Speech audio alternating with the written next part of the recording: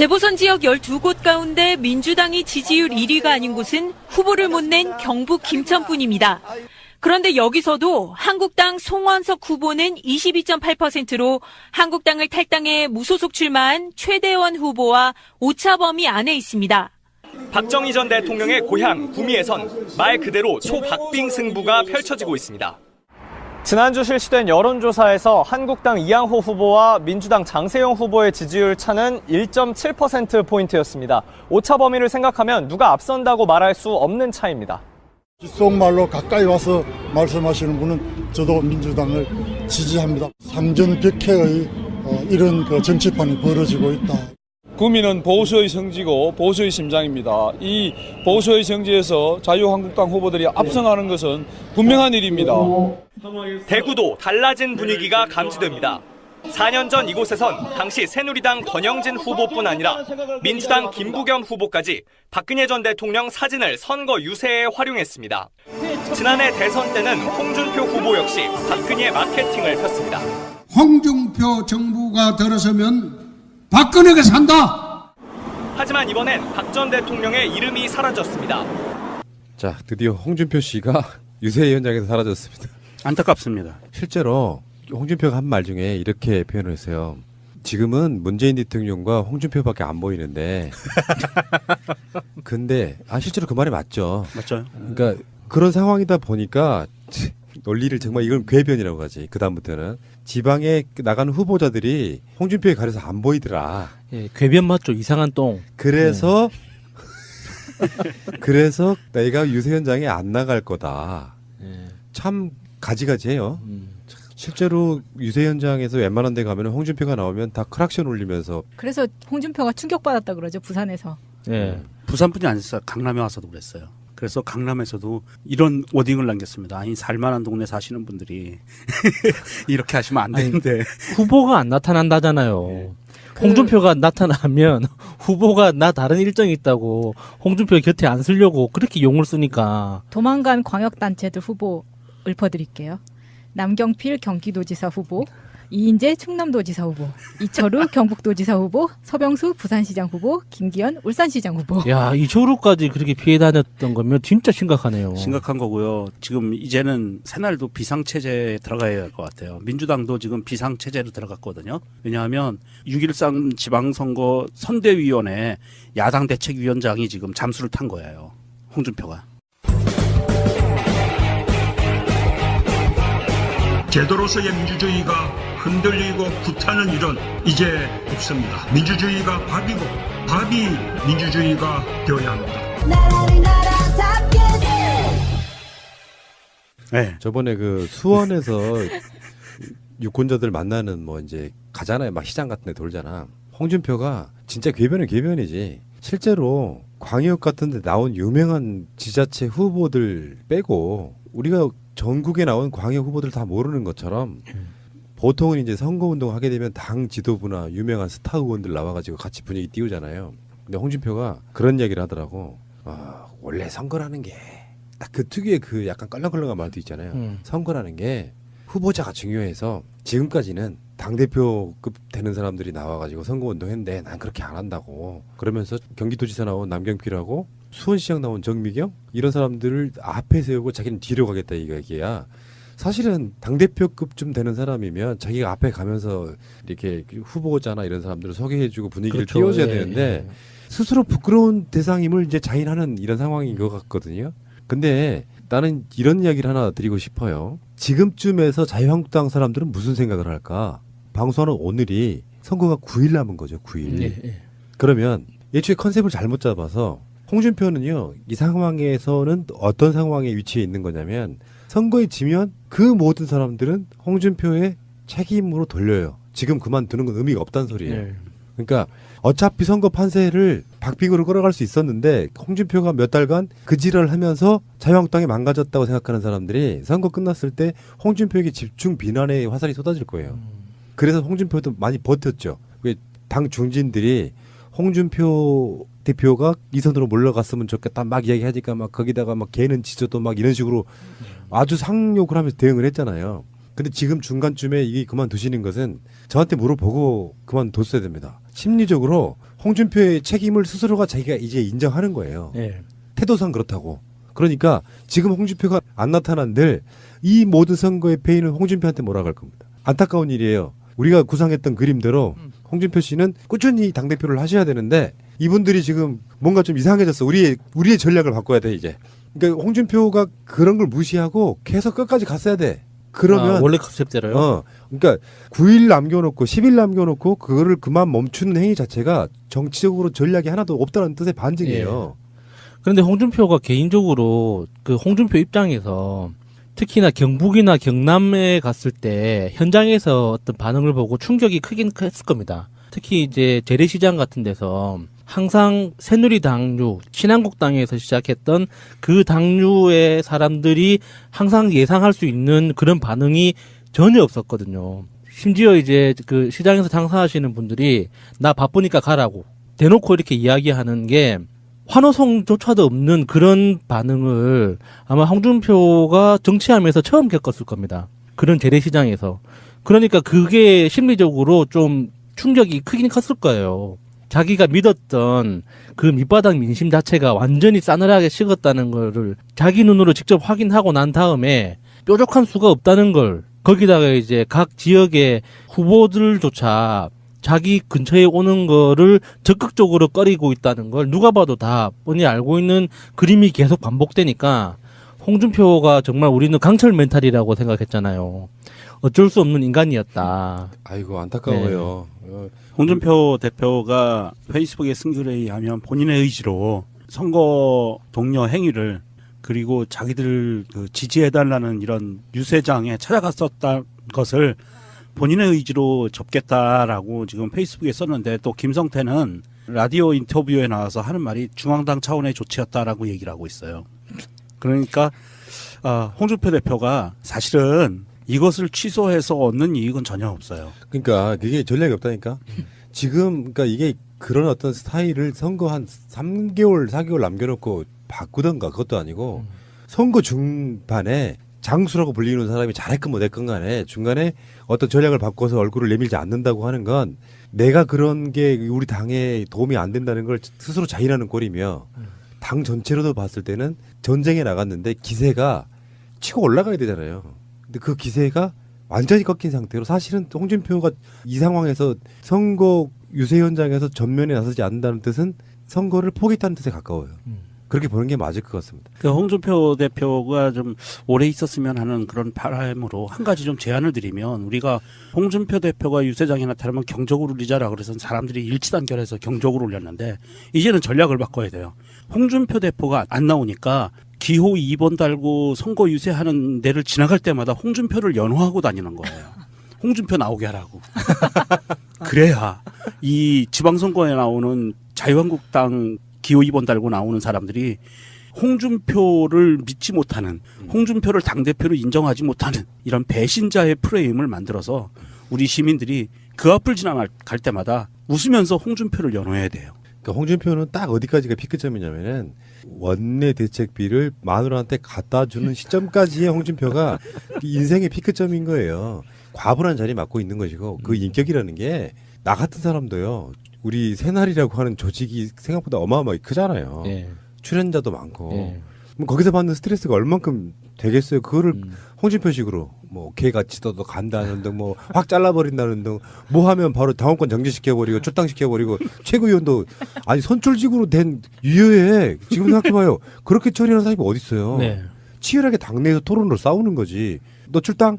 그렇게 해왔던 그 스타일을 지금 유지하고 있다는 것은 사실은 자유한국당에도 대선 이후에 기회가 있었던 부분이 있거든요. 그 기회를 홍준표가 다 날려먹어버린 부분이 있어서 어쨌건 이번 지방선거는 정말 재밌을 것 같다. 그 김민석 원장 민주연구원 같은 데는 날마다 여론조사 보잖아요. 뭐라고 설명은 안 하지. 근데 느낌적 느낌이 이렇게 표현했어요. 사상 초유의 결과가 나올 걸로 기대가 되고 있다. 이런 거였고요. 잠시 후에 다시 하겠습니다. 리얼미터가 홍준표의 주장을 정면으로 반박했습니다. 여러분들 지금 별 감흥이 없죠? 왜 그러냐면 대표적인 뷰 리서치 이런 여론조사 기관들은 어쩌다 한 번씩 하는 경우가 많고 선거철 아니면 아예 안 해. 보통 때도 여론조사를 하는 곳은 갤럽하고 리얼미터밖에 없는데 홍준표가 지금까지 타겟팅했던 여론조사 기관은 갤럽이었어요. 너무 적게 나오니까 막 자유한국당 지지율 10%. 지난주도 아마 대략 그랬을걸요. 12% 이렇게 나오죠. 예. 그런 상황인데 리얼미터에서 홍준표 그나마 조금 불만이 덜했던 홍준표 입장에서는 리얼미터에서 홍준표 얘기를 정면으로 반박하는 얘기가 나왔어요. 그러니까 홍준표는 대선 득표율보다 답변율이 낮아서 다 편향된 조작이다. 어떤 식의 쉽게 표현하면은 여론조사에 답변하는 사람들이 문재인 대통령 지지하는 사람들이 훨씬 더 많이 여론조사에 답을 하고 있다. 그래서 조작이다라는 뭔가 좀 여론조사의 개념을 모르는 것 같은 발언으로 조작 얘기했거든요. 네. 그래서 제가 우리들이 얼마 전에 그런 얘기 했잖아요. 여론조사 기관들은 지금 즉시 홍준표를 고소 고발해야 돼요. 왜냐하면 자기들의 고유한 업종에 있어가지고 이 사람들이 하는 행위가 부정행위라고 말하는 거잖아요. 영업방해 혐의가 있겠네요. 아니 이건 영업방해보다도요. 위법사항이에요. 홍준표 대표가 한 발언은 위법사항이 맞는 게 뭐냐면 선관위에서요. 대한민국 선관위에서 이 선거 관련 여론조사는 규칙을 정해놨습니다. 이 테두리 안에서 이렇게 해서 샘플링을 해서 이 정도 비율로 해서 이렇게 해라 라고 해놨어요. 그 정도 안에서 움직이는 거예요. 여론조사 기관이 내 마음대로 무선전화 100% 그리고 경기도민을 뭐 90% 포함한 여론조사 뭐 이런 거 못해요. 그러니까 사법부에서 또는 법률적으로 선거관리위원회에서 정해놓은 규칙이 있어요. 여론조사 규칙이. 그대로 가는 거예요. 그렇기 때문에 이건 법을 지키는 거를 홍준표는 불법을 했다라고 얘기를 하기 때문에 이거는 고소고발 사건이고요. 그리고 이 홍준표가 얘기하는 게 정말 허무맹랑한 게 홍준표의 식대로 여론조사를 하면은요. 항상 지지율을 보면 문재인 대통령 지지율 41% 나와야 돼요. 홍준표식으로 하면 항상. 왜냐하면 그 인원만 샘플링해서 여론조사를 해야 되니까. 그리고 자기 여론조사 비율도 20% 정도 항상 나와야 돼. 자기 지지율이. 왜?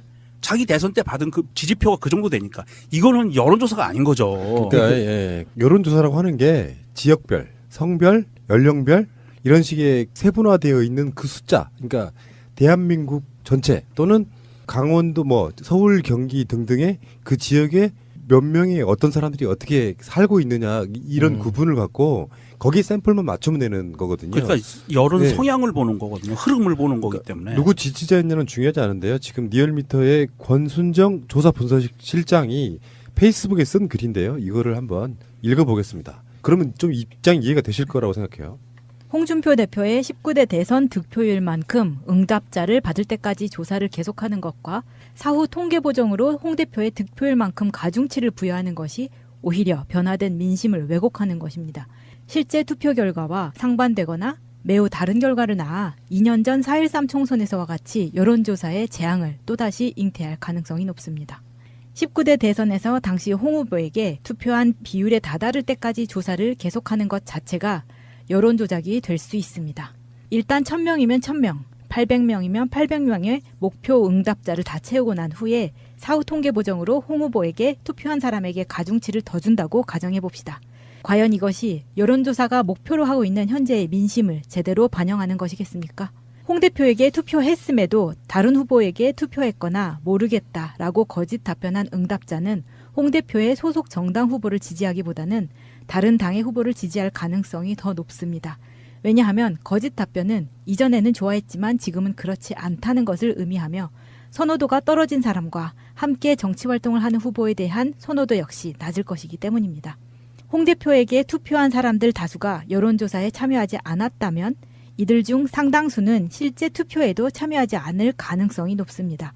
일반적으로 여론조사에 잘 참여하지 않는 사람들은 투표에도 잘 참여하지 않습니다.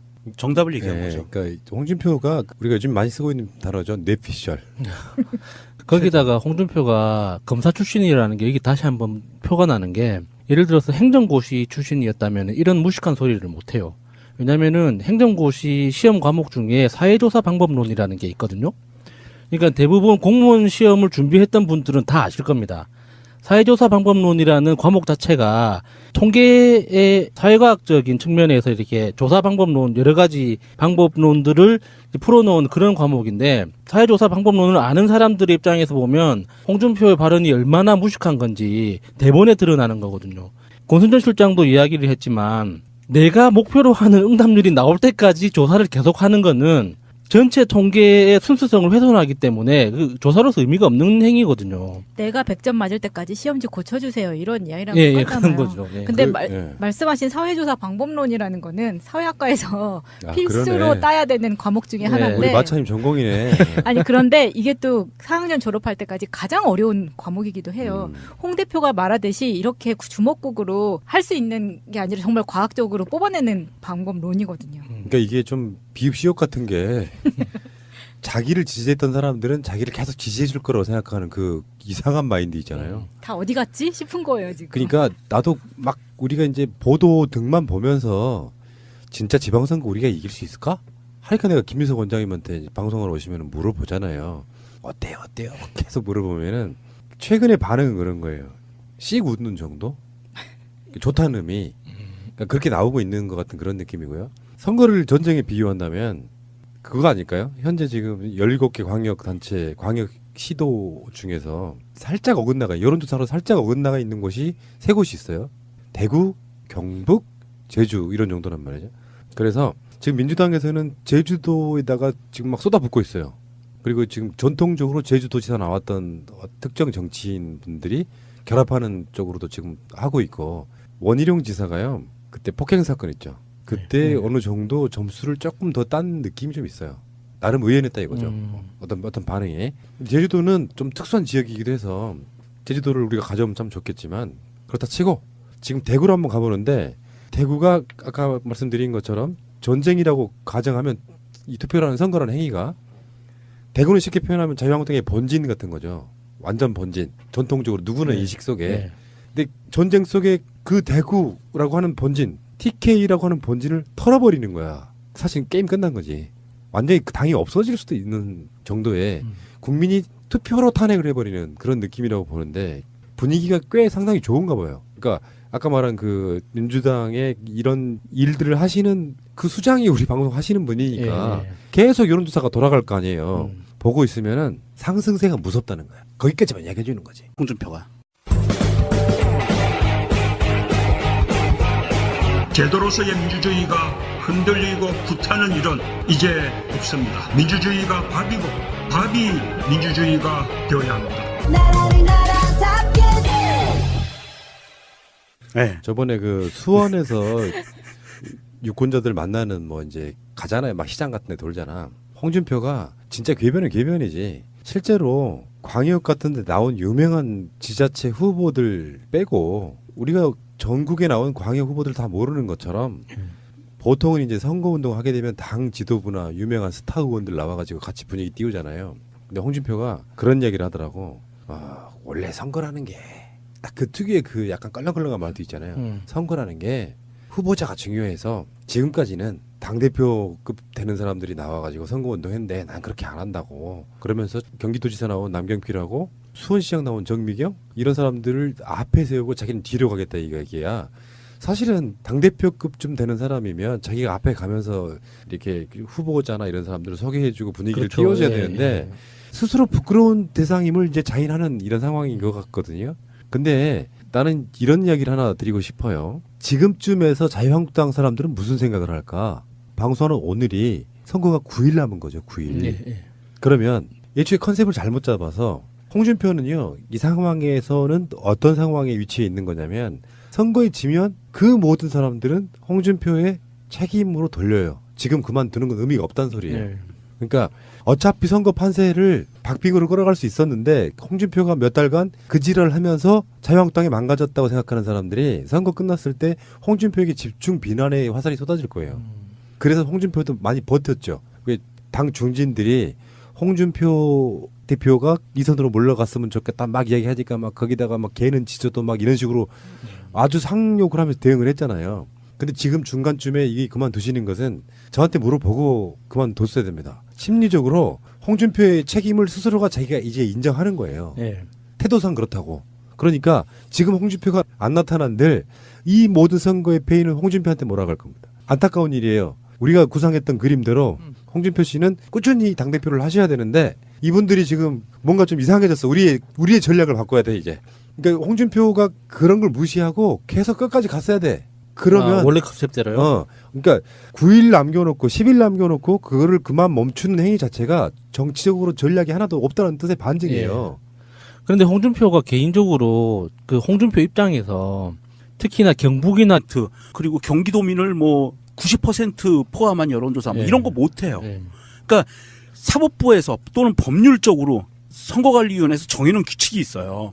여론조사 규칙이 그대로 가는 거예요. 그렇기 때문에 이건 법을 지키는 거를 홍준표는 불법을 했다라고 얘기를 하기 때문에 이거는 고소고발 사건이고요. 그리고 이 홍준표가 얘기하는 게 정말 허무맹랑한 게 홍준표의 식대로 여론조사를 하면은요 항상 지지율을 보면 문재인 대통령 지지율 41% 나와야 돼요. 홍준표식으로 하면 항상. 왜냐하면 그 인원만 샘플링해서 여론조사를 해야 되니까.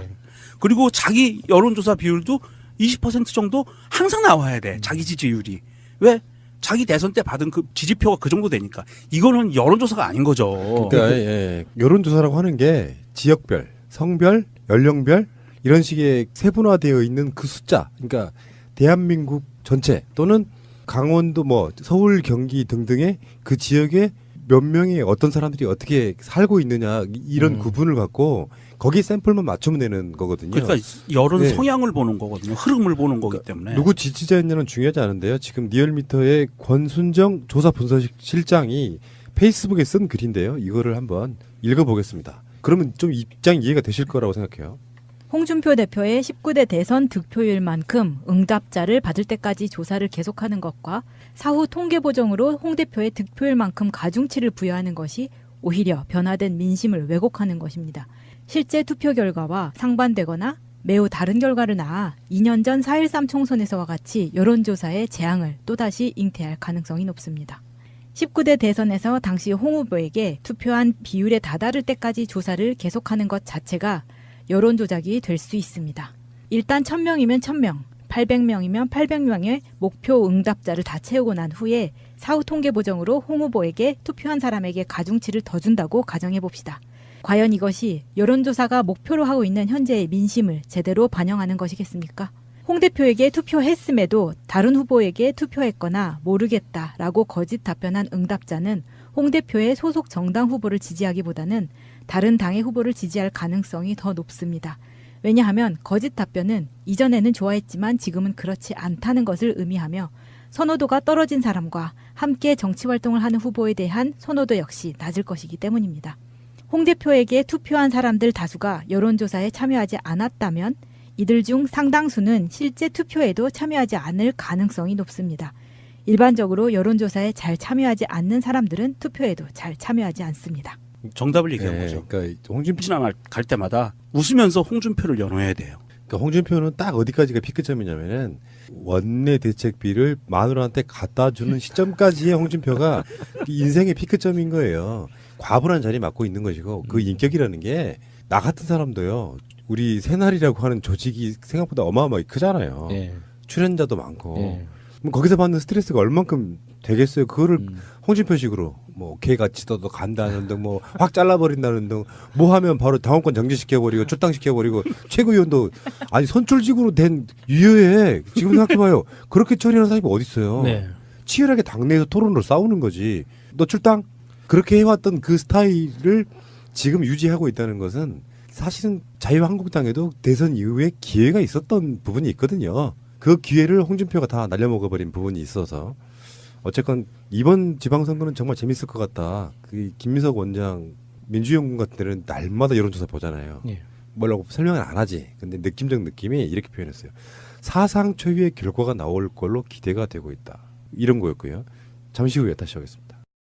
리얼미터가 홍준표의 주장을 정면으로 반박했습니다. 여러분들 지금 별 감흥이 없죠? 왜 그러냐면 대표적인 뷰 리서치 이런 여론조사 기관들은 어쩌다 한 번씩 하는 경우가 많고 선거철 아니면 아예 안 해. 보통 때도 여론조사를 하는 곳은 갤럽하고 리얼미터밖에 없는데 홍준표가 지금까지 타겟팅했던 여론조사 기관은 갤럽이었어요. 너무 적게 나오니까 막 자유한국당 지지율 10%. 지난주도 아마 대략 그랬을걸요? 12% 이렇게 나오죠. 그런 상황인데 리얼미터에서 홍준표 그나마 조금 불만이 덜했던 홍준표 입장에서는 리얼미터에서 홍준표 얘기를 정면으로 반박하는 얘기가 나왔어요. 그러니까 홍준표는 대선 득표율보다 답변율이 낮아서 다 편향된 조작이다. 어떤 식의 쉽게 표현하면은 여론조사에 답변하는 사람들이 문재인 대통령 지지하는 사람들이 훨씬 더 많이 여론조사에 답을 하고 있다. 그래서 조작이다라는 뭔가 좀 여론조사의 개념을 모르는 것 같은 발언으로 조작 얘기했거든요. 네. 그래서 제가 우리들이 얼마 전에 그런 얘기 했잖아요. 여론조사 기관들은 지금 즉시 홍준표를 고소 고발해야 돼요. 왜냐하면 자기들의 고유한 업종에 있어가지고 이 사람들이 하는 행위가 부정행위라고 말하는 거잖아요. 영업방해 혐의가 있겠네요. 아니 이건 영업방해보다도요. 위법사항이에요. 홍준표 대표가 한 발언은 위법사항이 맞는 게 뭐냐면 선관위에서요. 대한민국 선관위에서 이 선거 관련 여론조사는 규칙을 정해놨습니다. 이 테두리 안에서 이렇게 해서 샘플링을 해서 이 정도 비율로 해서 이렇게 해라 라고 해놨어요. 그 정도 안에서 움직이는 거예요. 여론조사 기관이 내 마음대로 무선전화 100% 경남에 갔을 때 현장에서 어떤 반응을 보고 충격이 크긴 했을 겁니다. 특히 이제 재래시장 같은 데서 항상 새누리당류, 신한국당에서 시작했던 그 당류의 사람들이 항상 예상할 수 있는 그런 반응이 전혀 없었거든요. 심지어 이제 그 시장에서 장사하시는 분들이 나 바쁘니까 가라고 대놓고 이렇게 이야기하는 게 환호성조차도 없는 그런 반응을 아마 홍준표가 정치하면서 처음 겪었을 겁니다. 그런 재래시장에서. 그러니까 그게 심리적으로 좀 충격이 크긴 컸을 거예요. 자기가 믿었던 그 밑바닥 민심 자체가 완전히 싸늘하게 식었다는 거를 자기 눈으로 직접 확인하고 난 다음에 뾰족한 수가 없다는 걸, 거기다가 이제 각 지역의 후보들조차 자기 근처에 오는 거를 적극적으로 꺼리고 있다는 걸 누가 봐도 다 뻔히 알고 있는 그림이 계속 반복되니까 홍준표가 정말 우리는 강철 멘탈이라고 생각했잖아요. 어쩔 수 없는 인간이었다. 아이고 안타까워요. 네. 홍준표 대표가 페이스북에 쓴 글에 의하면 본인의 의지로 선거 동료 행위를 그리고 자기들 그 지지해달라는 이런 유세장에 찾아갔었던 것을 본인의 의지로 접겠다라고 지금 페이스북에 썼는데 또 김성태는 라디오 인터뷰에 나와서 하는 말이 중앙당 차원의 조치였다라고 얘기를 하고 있어요. 그러니까 홍준표 대표가 사실은 이것을 취소해서 얻는 이익은 전혀 없어요. 그러니까 그게 전략이 없다니까. 지금 그러니까 이게 그런 어떤 스타일을 선거 한 3개월, 4개월 남겨놓고 바꾸던가 그것도 아니고 선거 중반에 장수라고 불리는 사람이 잘했건 못했건 간에 중간에 어떤 전략을 바꿔서 얼굴을 내밀지 않는다고 하는 건 내가 그런 게 우리 당에 도움이 안 된다는 걸 스스로 자인하는 꼴이며 당 전체로도 봤을 때는 전쟁에 나갔는데 기세가 치고 올라가야 되잖아요. 근데 그 기세가 완전히 꺾인 상태로 사실은 홍준표가 이 상황에서 선거 유세 현장에서 전면에 나서지 않는다는 뜻은 선거를 포기했다는 뜻에 가까워요. 그렇게 보는 게 맞을 것 같습니다. 그 홍준표 대표가 좀 오래 있었으면 하는 그런 바람으로 한 가지 좀 제안을 드리면 우리가 홍준표 대표가 유세장에 나타나면 경적을 울리자라 그래서 사람들이 일치단결해서 경적을 울렸는데 이제는 전략을 바꿔야 돼요. 홍준표 대표가 안 나오니까 기호 2번 달고 선거 유세하는 데를 지나갈 때마다 홍준표를 연호하고 다니는 거예요. 홍준표 나오게 하라고. 그래야 이 지방선거에 나오는 자유한국당 기호 2번 달고 나오는 사람들이 홍준표를 믿지 못하는, 홍준표를 당대표로 인정하지 못하는 이런 배신자의 프레임을 만들어서 우리 시민들이 그 앞을 재보선 지역 12곳 가운데 민주당이 지지율 1위가 아닌 곳은 후보를 못 낸 경북 김천뿐입니다.